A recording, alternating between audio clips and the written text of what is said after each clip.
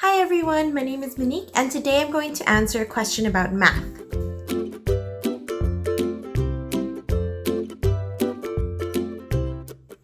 So somebody asked me, I think it was yesterday, about how her child is able to count from 1 to 10, but is not able to tell how many objects there are in a group. So those things are two very different skills. And I think as parents, even for myself, one of the very first things that we do with our children, we see numbers all around us. We see letters all around us in books, in prints, in magazines, and posters when we take them outside.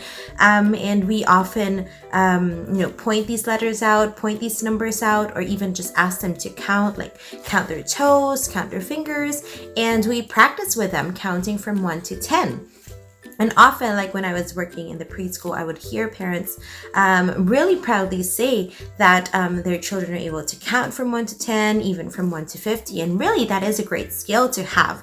That skill is such a foundation for many other higher skills, such as knowing which numbers are bigger, knowing if a number is smaller than another number. When you're organizing things, when you're sorting things, then you'll know which ones go first and which ones go next because you know the order of the numbers and you're able to sequence the numbers, let's say counting them from 1 to 10. So quantifying is a different skill. So quantifying is when you're able to tell how many objects there are in a particular group.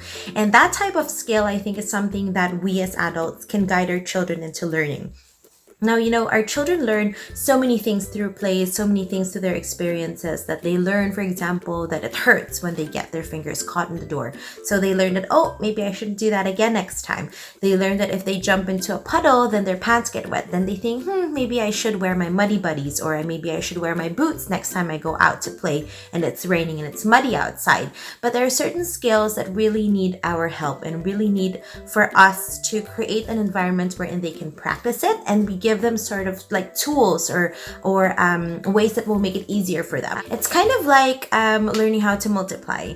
I remember when I was younger, I learned a trick how to multiply numbers by 9 with my fingers. So it's sort of like that. There are certain skills for our younger children, for our toddlers, for our preschool age kids that they kind of need our help to do them. And quantifying, I think, is one of those skills. So I answered this question and I said to move on from counting 1 to 10, we have to give them actual objects to count. And this is where I think loose parts come in very handy. So these are little acorns from Fun Day and More. And these acorns are really just so cute. And I think loose parts, such as these acorns or even these peg dolls, again from Fun Day and More, are things that really lend to developing math skills, to developing numeracy skills. What we want to do is take these little loose parts and show it to our children and say, how many acorns do you think I have? Let's count it. And again, you can even do this with your toddlers, even if they're not verbal yet. What we want to do is to get them used to the vocabulary that you're using, and also what you're doing to be able to count them. And what I like to do with my own kids, and even with the kids that I work with, is that I take their hand and take their finger and I show them that they're supposed to touch each object and count at the same time for 1-to-1 correspondence. So as they touch one acorn, that corresponds to one number. So this would be 1, 2. So it's rolled out again. So that's 1, 2, 3, 4. How many acorns do I have? I have 4 acorns.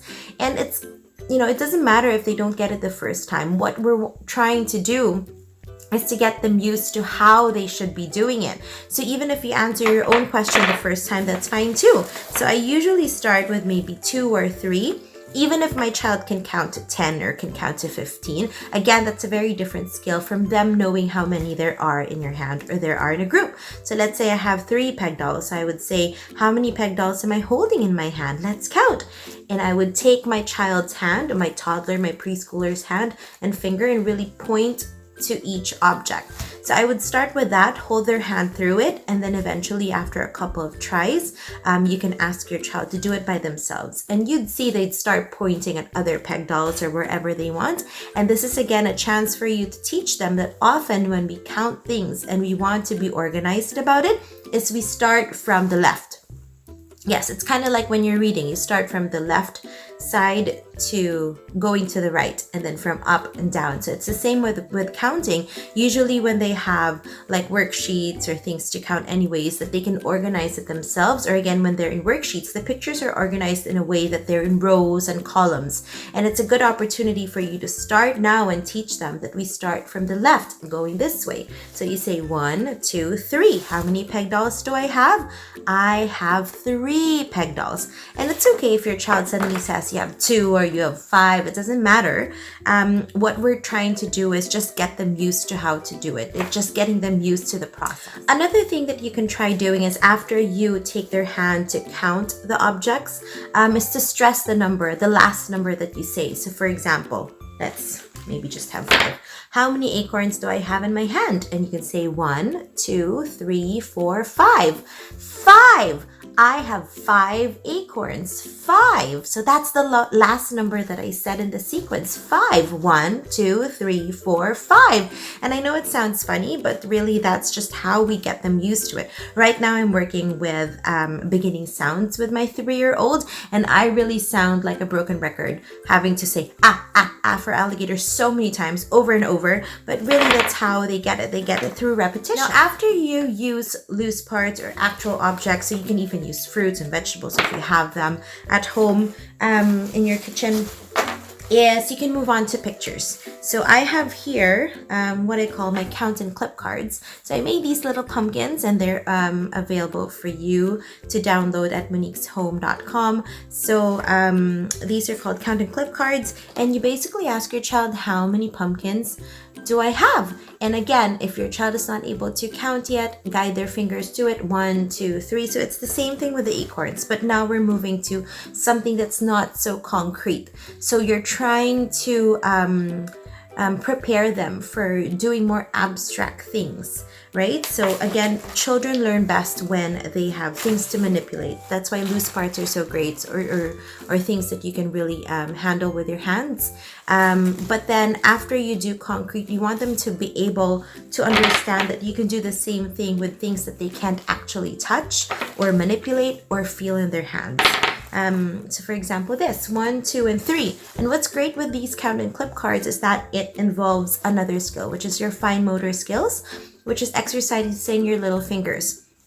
So you need to exercise these little fingers, not because you just want them to get stronger just for them getting stronger, but it's because your children are able to grasp writing materials better if their fingers are strong. Have you ever noticed like children maybe in kindergarten and they write so lightly, and that's because their fingers are not able to grasp really hard at the pencil and push down on the paper. So we want to strengthen those skills, and I really saw that with Renee, my 6-year-old, my middle child. Her writing was so very faint in the beginning, and what I did, instead of keeping on, well, aside from having her practice her writing, was really to give her a lot of fine motor exercises, and this is one. So you're hitting math and you're hitting your fine motor skills at the same time. So all your child needs to do is, after you download and print this, is you get them like little clothespins. It can be a little bit bigger than this. It's actually a little bit hard for preschool age children, so something a little bit bigger than this. And then you just have them clip it on to the right number. 1, 2, 3. So you're doing exactly what is recommended by Singaporean math, like which is done in a lot of schools, is that you move from concrete to pictorial before you actually move on to more abstract things, and just giving them actually a number and saying, like when you move on to addition and you just put there 5 plus 3 is equal to 8, and it's just plain numerals for them to see. So you're guiding them through that process. Again, we start with concrete things, then we start with pictures before we move on to more abstract ideas. So there you go. How do we move on from just counting to quantifying? Is to give them actual objects to count. Start with something that they can manipulate with their hands. Take their hand and guide them through touching each object. That's very important for them to understand that each object corresponds to a number, is that it touches 1 as you say one number. 1, 2, 3, 4, 5. 5. There are 5 acorns in my hands. So thanks for joining me today. I hope you can visit me at moniqueshome.com for printables such as these, count and clip cards, and lots of other fun activity sheets for your preschooler and for your toddlers, even for your grade school kids. And also follow me on Instagram at Monique's Home for a lot more play and learn ideas. I will see you next time. Remember to make every day your own version of extraordinary.